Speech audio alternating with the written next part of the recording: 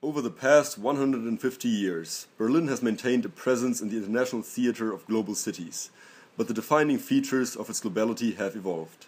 Between the 1870s and 1920s, Berlin contained all the elements that defined a global city during this time period.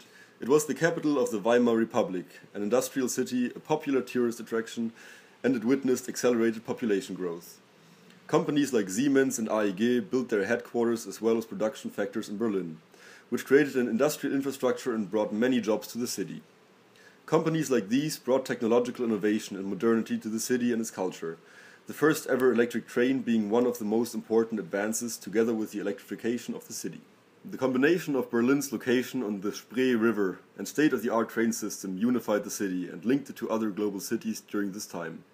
In 1896, the Berlin Trade Exhibition took place in order to present Berlin as a modern, cultural and industrial city and to attract foreign visitors.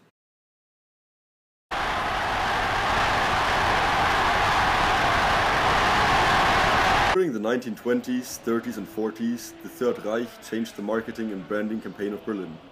The Nazis used Berlin to advertise their government, ideology and new Germania culture. Nazi flags and symbols covered city spaces and influenced many architectural designs, and, eventually, the Nazis would reconstruct Germany in preparation for war and the encampment of millions of Jews. Adolf Hitler arrives to open the 11th Olympic Games in Berlin. Hitler is determined these games will be a showpiece for his new Germany.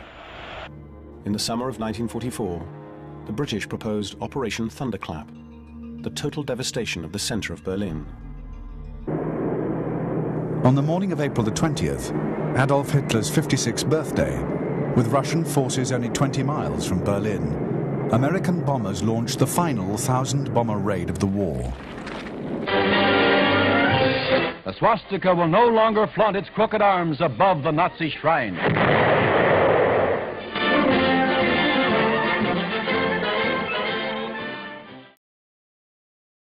In the Battle of Berlin, the seeds of a new conflict had already been sown. A conflict between East and West that would divide Europe and the world for 2 generations.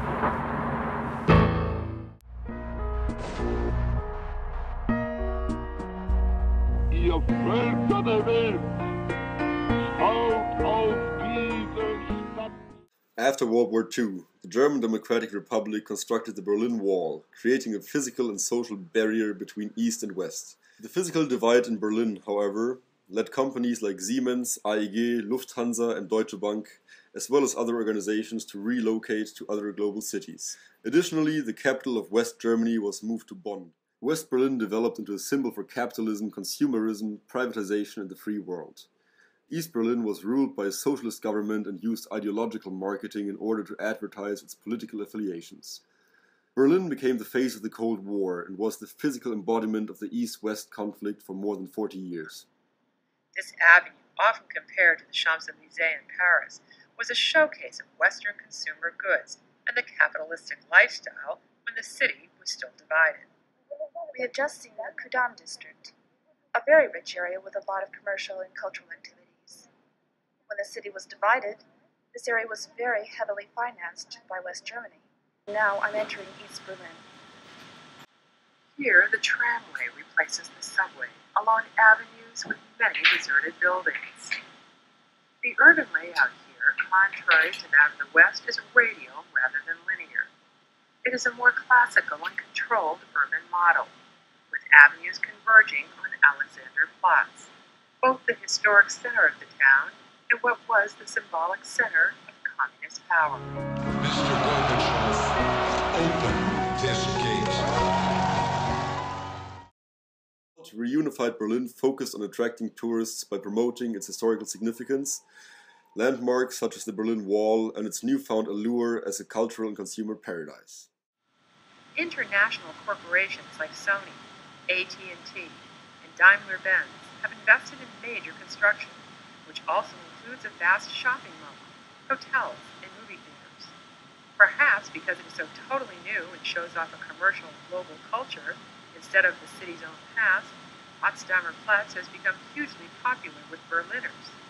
20 years on, the German capital attracts tourists from all over the world, partly because of its eventful history.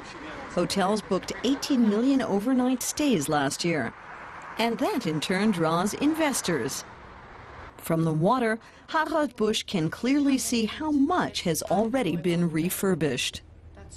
That was once a paper warehouse for as long as I can remember. It supplied all the newspapers in East Germany with paper. Berlin is always being put down for being so poor and having less purchasing power than Düsseldorf, Hamburg, or Munich. But that's compensated by the constant stream of tourists, so that the difference from other big cities is diminishing. I think this is an opportunity for Berlin, not just for the fashion industry, but for the entire creative industry. This is a big opportunity for Berlin and the solution for the city. The capital is still in the middle of a structural transformation. But for many investors, that's precisely what makes Berlin attractive. And so the city is profiting from its unique history. Das war in Berlin. Naja, das Potenzial der Stadt.